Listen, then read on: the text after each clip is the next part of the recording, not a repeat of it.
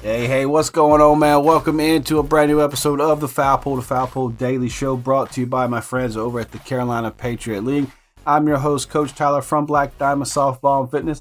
And guys, man, if you haven't heard, there is a brand new summer league coming for softball action to the Fayetteville area.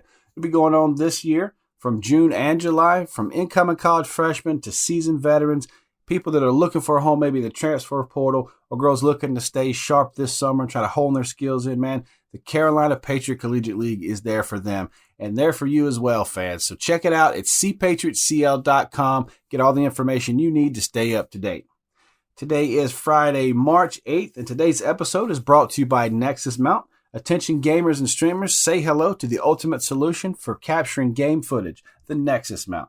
Our turnkey kits provide a secure and hassle-free way to attach multiple devices to any fence, net, or tripod. Crafted from lightweight aluminum with powder-coated finish, our mounts are built to last. But that's not all. Our innovative design features a removable shade cover to protect your device from direct sunlight during outdoor streaming events, minimizing the risk of overheating. Don't settle for anything less than perfection. Unleash the full potential of your streaming experience with Nexus Mount. Visit us today at thenexusmount.com and elevate your game. All right, man, I got to do it. I got to do a fan reset.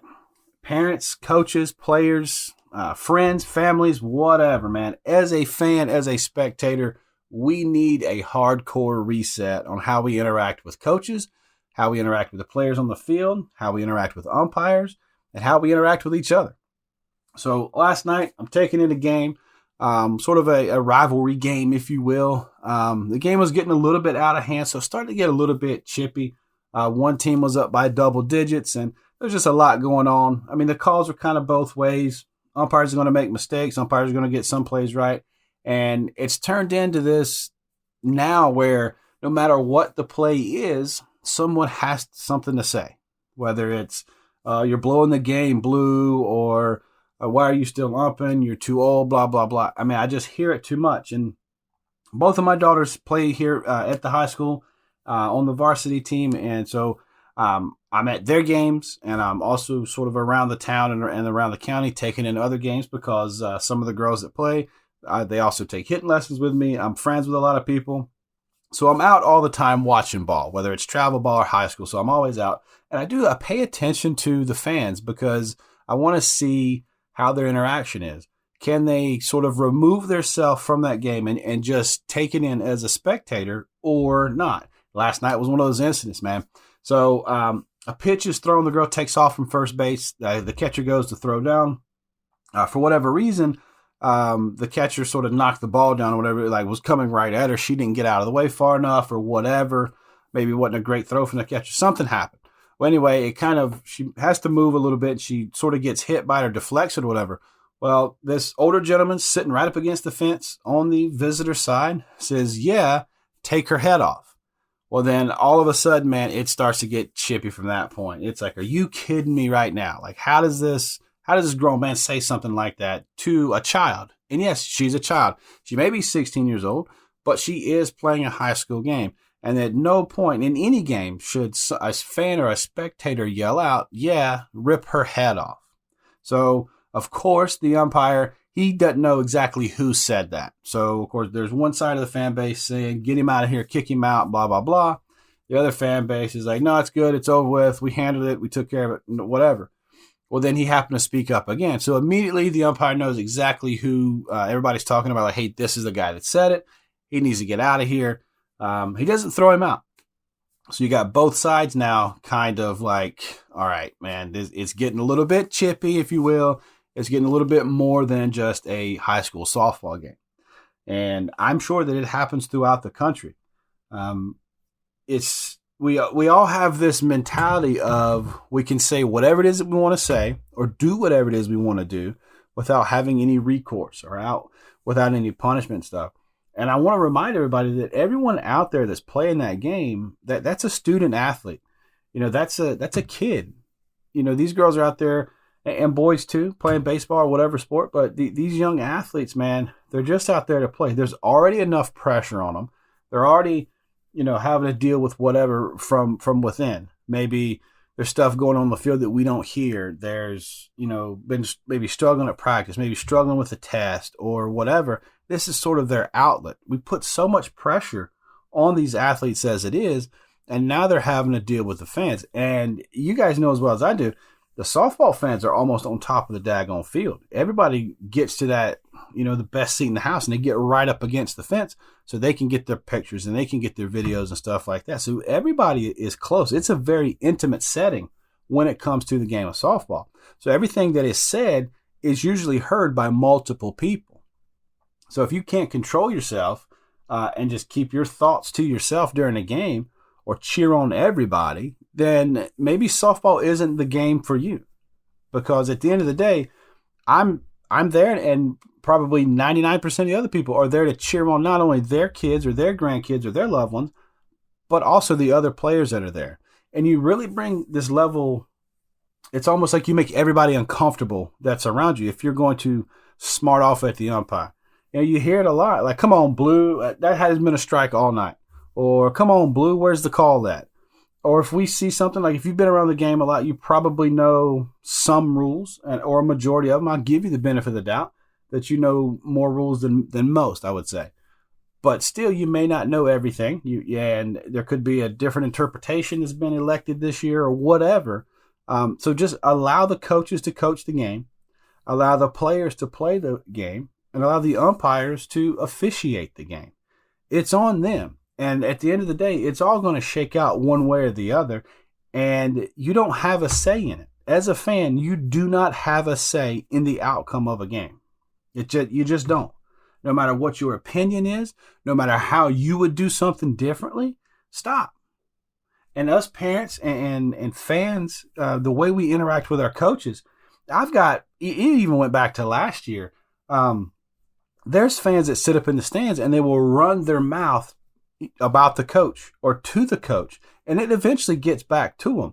So for you parents that have these kids that are looking to play college ball, and you're that parent that sits in the stands and runs your mouth constantly, you don't know who is there watching your kid and relaying information back to a potential college coach or potential scout or someone that along the way has some sort of influence.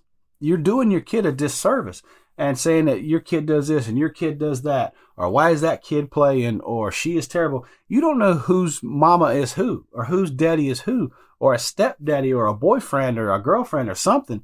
You're going to end up putting your foot in your mouth. So just sit there, cheer on everybody. I'm not saying sit there and be quiet. I'm just saying sit there and cheer everybody on. If your kid makes a play, you cheer for her. If an opponent makes an outstanding catch or a hit or whatever, clap for them, because it's about the game. It's not about wins and losses. It's about developing, and not just developing, within the sport. It's developing them as a human being. And what you're doing is setting an example of things for you not to do. I say it to my kids all the time. And last night was a big topic for us. Dad, did you hear what that guy said? Absolutely, hon. I absolutely heard what that guy said. What did you think? Well, I couldn't believe he actually said it. And then I wanted to find out who it was. Because I want to know. I want to know who's that this person belonged to. What's his circle like over there? Do I know anyone that's within his circle?